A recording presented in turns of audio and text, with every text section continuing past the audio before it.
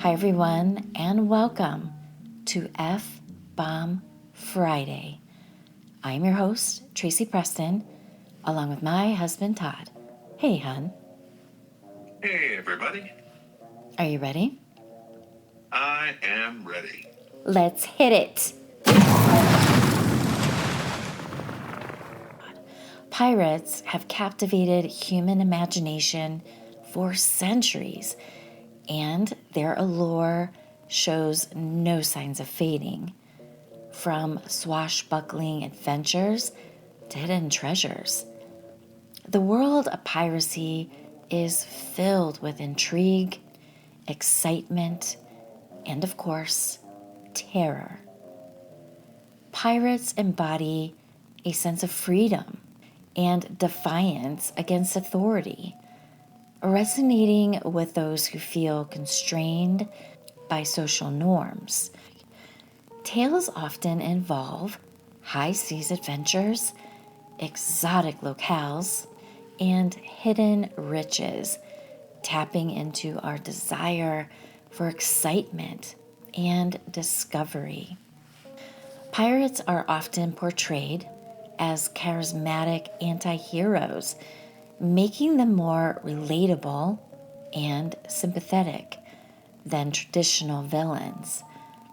While often romanticized, the true nature of pirates was often brutal and driven by a variety of factors, from personal gain to state-sponsored warfare. Piracy's roots have ancient origins that can be traced to the Bronze Age, with some of the earliest evidence appearing in Egyptian records found as far back as 1350 BC. So, what does all this scuttlebutt have to do with Michigan? Well, avast ye scallywags, pull up a stool, and let me tell ye the tales of the pirates of the Great Lakes. Ahoy, matey.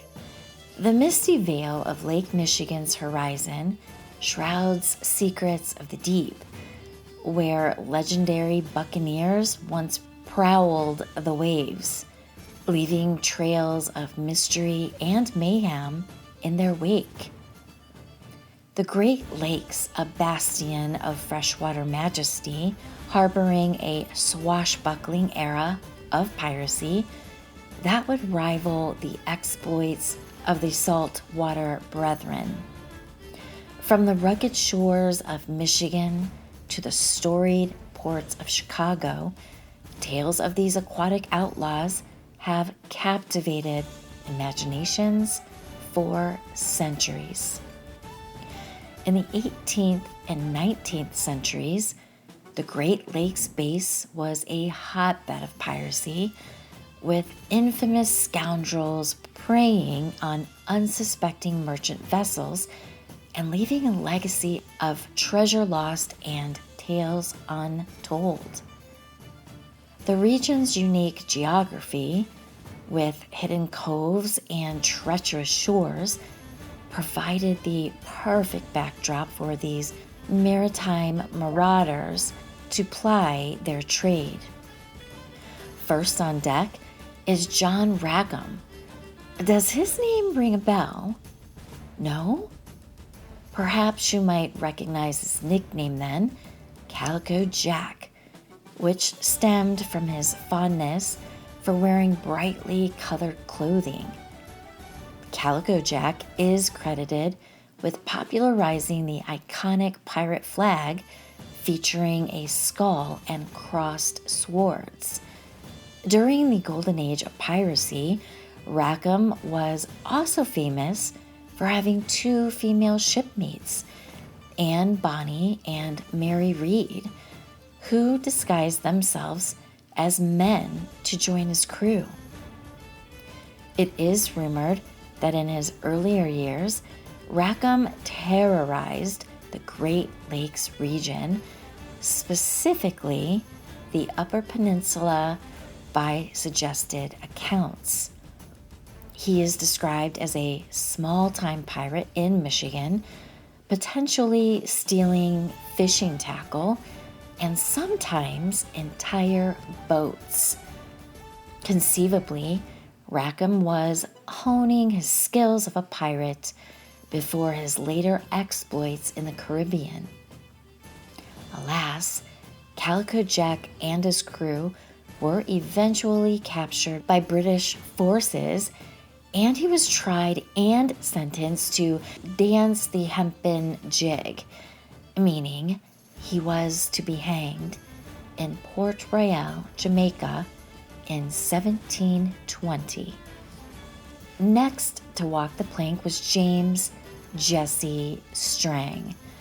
Strang, a self-proclaimed religious leader and self-crowned king, led a group of Latter-day Saints to Beaver Island in Lake Michigan in 1847.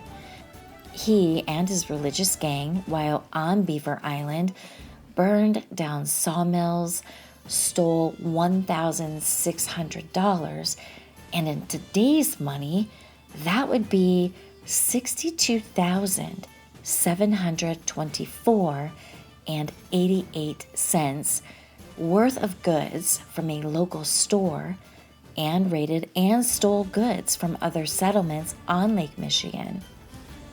An article in the New York Times read, "The people along Lake Michigan from here north to Manistee have been thrown into the most intense excitement by the operations of a gang of marauders who are reported to be Mormons from Beaver Island and who have carried on their operations with a boldness, coolness, and desperation rarely equaled in the records of highwaymen."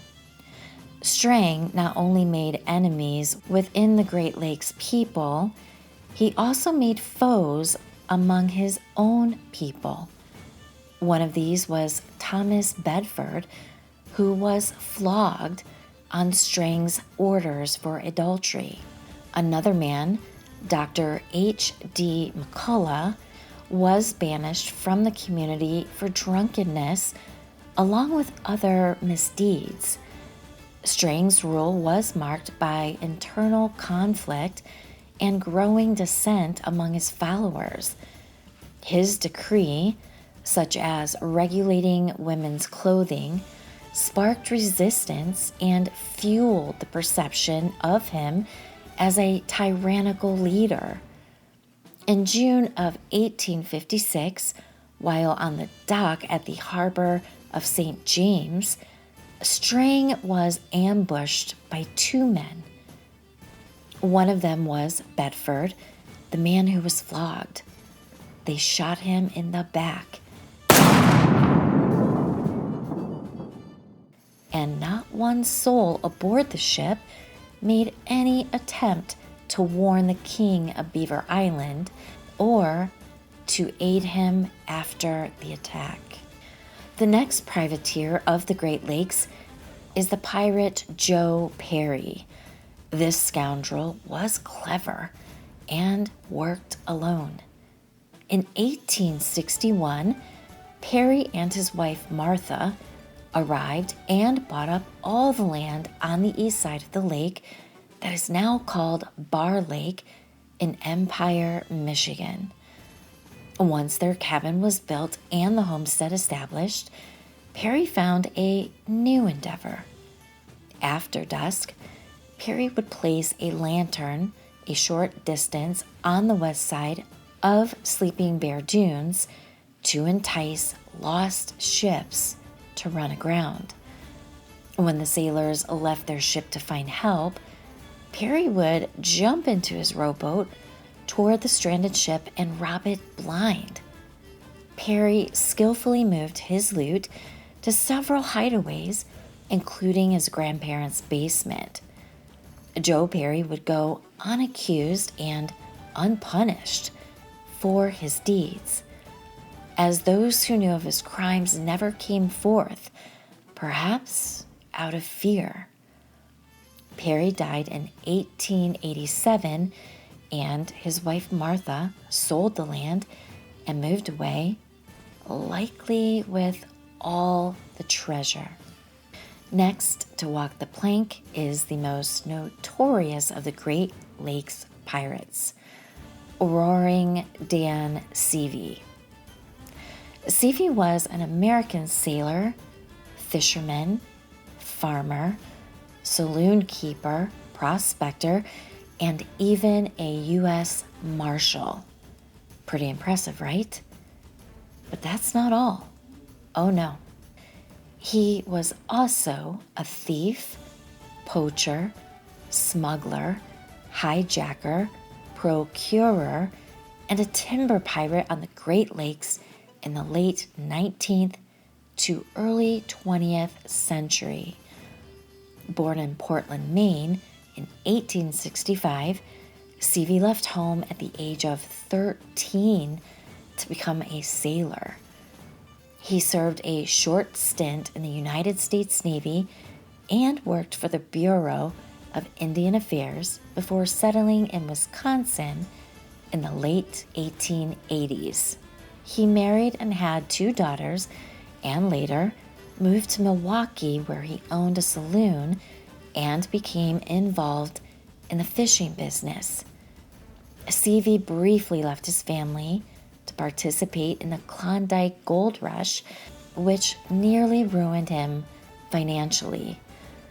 He returned to the Great Lakes around 1900 after experiencing monetary difficulties, and this is when Roaring Dan's life takes a turn. Seavey acquired the schooner Wanderer, reportedly winning it in a drinking challenge from the previous owner. He began blending legitimate activities with crime and piracy. He was a thief who had an appetite for large shipments of venison, illegal alcohol, and even lumber to then sell at a higher price. He also ran a floating brothel. Prostitution was in fact illegal, but only on land. His methods included stealing cargo from ports at night and moon cussing, manipulating sea lights to cause shipwrecks for salvage. Anyone who tried to oppose him would face the cannon of the ship. He also faced accusations of attacking rival ships with his cannons as well. Seavey's most famous escapades was the hijacking of the schooner Nellie Johnson in 1908. Cleverly, Roaring Dan invited the Johnson's crew to drink with him, all the while himself staying sober. He then tossed the drunken sailors overboard, then sailed their ship to Chicago and sold its cargo. This led to a pursuit by the United States Revenue Cutter Service, resulting in Dan Seavey's capture and giving him the distinction of being the first, last, and only person ever to be arrested for piracy on Lake Michigan. After his arrest, Seavey was charged with unauthorized removal of a vessel on which he had once been a seaman. At the trial, the owner of the Nellie Johnson did not appear in court. The charges were dropped, and Seavey was released from custody. And get this, as an ironic and surprising turn, Seavey later served as a U.S. Marshal working against poaching, smuggling, and piracy on Lake Michigan. He retired in the late 1920s and became quite religious, described as often carrying a Bible.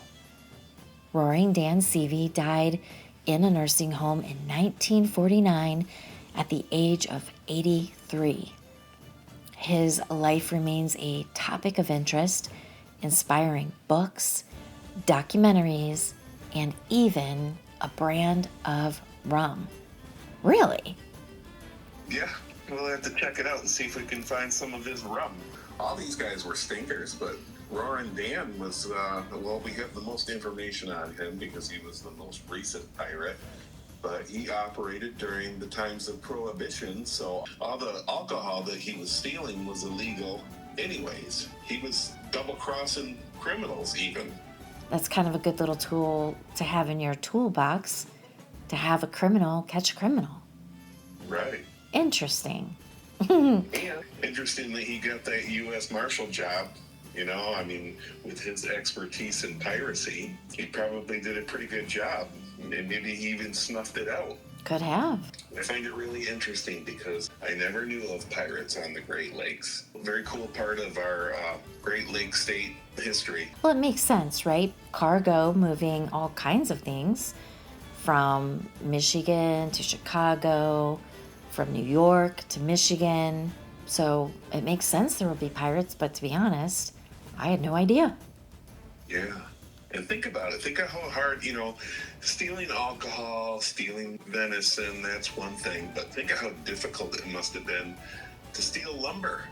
You'd have to steal the whole boat, the whole ship. Just take the ship. And if you think about it, how treacherous it was to travel the Great Lakes, let alone that, now you had to worry about pirates as well. Yeah, it's a double whammy. Double whammy for your mammy. And I have to admit, I listened to pirate music the whole time I was writing this story. Well, as you should. Get you right in the mood. Got me right in the mood. Scurvy. Grrr, eat your oranges. And what the heck is flogging? How do you get flogged? You're getting a beat down with any blunt instrument, I would imagine. I could certainly see why Bedford was pissed off about that. Yeah. Taking a beating like that in front of everybody. I don't think so. I mean, Right. He should have killed him because what's his butt came back and killed him. Right. Well, great story, hon. Thanks for teaching us all about the pirates of the Great Lakes. Do you want to sign us out, hon? I sure do. You better lock your doors. You better lock your windows. And you might want to check under your bed. And if I find any of these pirates under there, I'm going to flog them. Now that you know what flogging means. Yeah, they're going to get a good flogging. That's for sure. Well, thanks, everyone. Thanks, everybody. We will see you again on Malice Monday. We'll see you on Monday.